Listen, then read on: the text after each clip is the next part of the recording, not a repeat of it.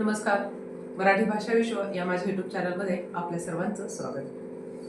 आज आपण इयत्ता 10वी अक्षर भारती म्हणजेच इंग्रजी माध्यमाचं जे काही मोठ्या होत असलेल्या मुलांना याचं स्पष्टीकरण आपण ऑलरेडी बघितलेलं आहे मागच्या व्हिडिओमध्ये.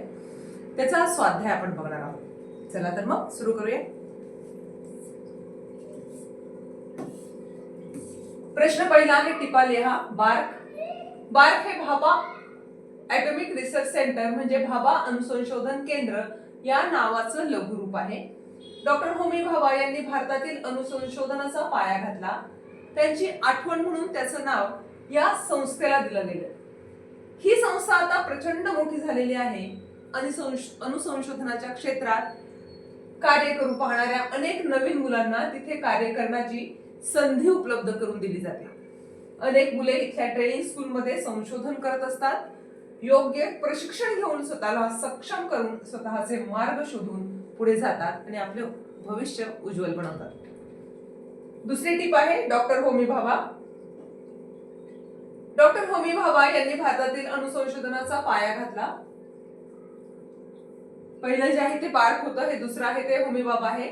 दोन्ही एकमेकाशी रिलेटेड आहे, त्यामुळे काही वाक्य दोन्हीमध्ये साम्य आहे. डॉक्टर होमी भाभा यांनी भारतातील अणुसंशोधनाचा पाया घातला. भारतातील अणुसंशोधन केंद्राला त्यांचेच नाव दिले. बार्क ही भाभा ॲटॉमिक रिसर्च सेंटर म्हणजे भाभा अणुसंशोधन केंद्र या नावाने ओळखली जाते. अनेक मुले मुली इथल्या ट्रेनिंग स्कूलमध्ये संशोधन करत असतात. या शिक्षण घेणाऱ्या मुलांना भेटायला, त्यांना प्रोत्साहित करायला डॉक्टर होमी भाभा नेहमी तिथे येत असत. डॉक्टर होमी भाभा म्हणजे प्रचंड स्फूर्तिदायक असं व्यक्तिमत्व. लेखक स्वतः या ट्रेनिंग स्कूलमध्ये शिक्षण घेत असताना डॉक्टर होमी भाभा 3-4 वेळेस स्वतः त्या ठिकाणी भेट द्यायला आले होते. त्यावेळी स्वतःला सक्षम कसं करावं, ऊर्जा कशी मिळवावी, स्वतःचे मार्ग कसे शोधावे यासाठीचं त्यांचं मार्गदर्शन लेखक डॉक्टर अनिल काकोडकर यांच्यासाठी फारच महत्वाचे ठरले होते. अशा पद्धतीने या दोन टिपा ज्या आहेत या आवश्यक आहेत. पुढे आहे प्रश्न पहिला, कोणतेही काम कमी दर्जाचे न मानता ते करायची सवय ठेवली तर मोठी कामे करताना अडचणी येत नाहीत. याबद्दल तुमचे मत स्पष्ट करा. कोणतेही काम लहान व मोठे नसते. आपण जर त्या कामाला सकारात्मक विचाराने स्वीकारून फक्त ते काम करण्यास सुरुवात केली तरी ते काम अर्ध-अधिक पूर्ण झालं म्हणून समजा. राहिलेलं अर्ध काम करण्यास सुरुवात करताच पूर्ण होत जाते. कोणतेही काम लहान किंवा कमी दर्जाचे नसते असे मानून ते कधीही टाळू नये, कारण कोणतेच काम कमी दर्जाचे नसते, ते आपल्या करण्यावर अवलंबून असते. आपणास लहान सहान कामाची सतत सवय असली पाहिजे. ही कामे आपण अगदी लहान वयातच करायला शिकलं पाहिजे. उदाहरणार्थ, स्वतःचे कपडे स्वतः धुणे, फाटलेले कपडे स्वतः शिवणे, जेवताना स्वतःचे पान स्वतः वाढून घेणे, पिण्याच्या पाण्याचा तांब्या भरून घेणे, स्वतःच्या कपड्यांना इस्त्री करणे, स्वतःच्या बुटांना पॉलिश करणे इत्यादी कामांची सवय जर आपणास लहानपणापासून असेल तर मोठेपणी जेव्हा घराची संपूर्ण जबाबदारी स्वतःवर येते त्या वेळेस त्या कामाचे ओझे वाटत नाही. मोठी कामे अवघड वाटत नाही. सर्व प्रकारची कामे आपण सहज पूर्ण करू शकू. अशा प्रकारच्या कामातून आनंद तर मिळतोच, पण मानसिक समाधानही मिळते. स्काय इज द लिमिट ही परिस्थिती केव्हा निर्माण होऊ शकते हे पाठाच्या आधारे स्पष्ट करा. यामध्ये हे वाक्य आलेलं आहे, स्काय इज द लिमिट. लेखक बार्क संस्थेत ट्रेनिंग स्कूलला गेले होते. तेव्हा ती संस्था सुरू होऊन जेमतेम 7 वर्ष झाली होती. लेखक ट्रेनिंग स्कूलला असताना होमी भाभा 3-4 वेळेस तेथे आले होते. एकदा लेखकांनी त्यांना विचारलं, आम्ही इतकी मुलं मुली आहोत पण सगळ्यांना पुरेल इतकं काम कुठे आहे इथे? तेव्हा ते म्हणाले, तुम्ही त्याची काळजी न करता सर्वजण संशोधन करा. त्यासाठी सरकारला किती खर्च येतो याचा आता अजिबात विचार करू नका. तुम्ही स्वतःचं काम स्वतः निर्माण करा. बॉसने सांगितलं तेवढंच काम करायचं आणि नाही सांगितलं तर आपल्याला कामच नाही असं समजायचं, हे चूक आहे. ही प्रवृत्ती गेली पाहिजे. भावांनी सांगितलेल्या या मुद्द्यातून लेखकाने स्वतःला सक्षम बनवले. त्यातून त्यांना ऊर्जा मिळवता आली आणि स्वतःचे मार्ग शोधता आले.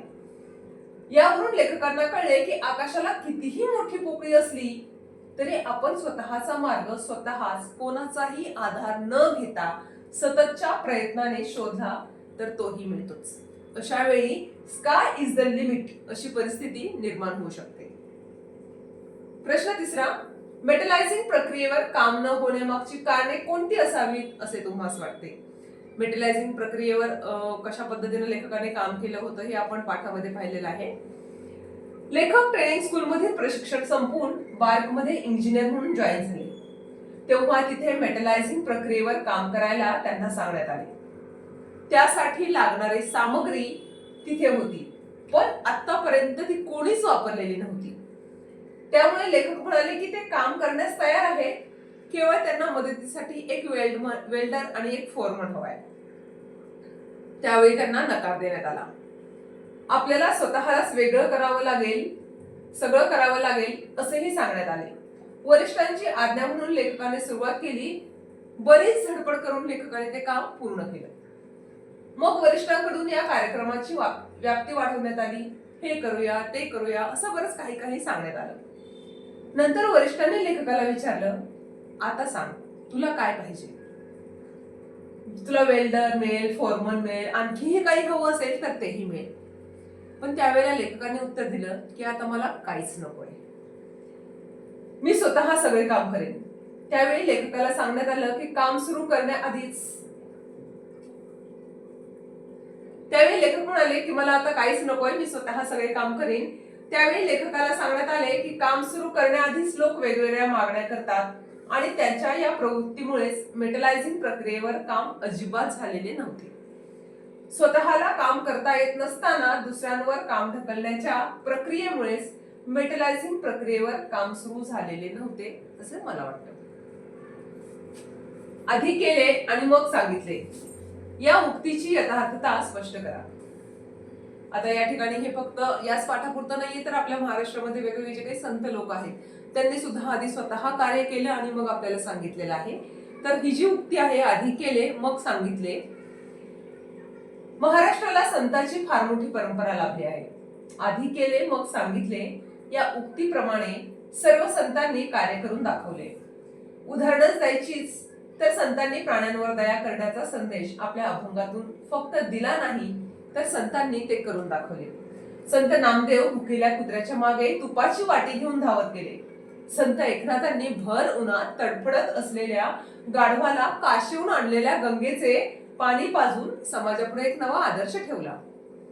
राष्ट्रसंत तुकडोजी महाराज व थोर समाजसेवक व समाज सुधारक गाडगे महाराज यांनी स्वतः आधी हातात झाडू घेऊन गावातील केरकचरा दूर करण्यापासून ते विष्ठा उचलण्यापर्यंतची कामे केली.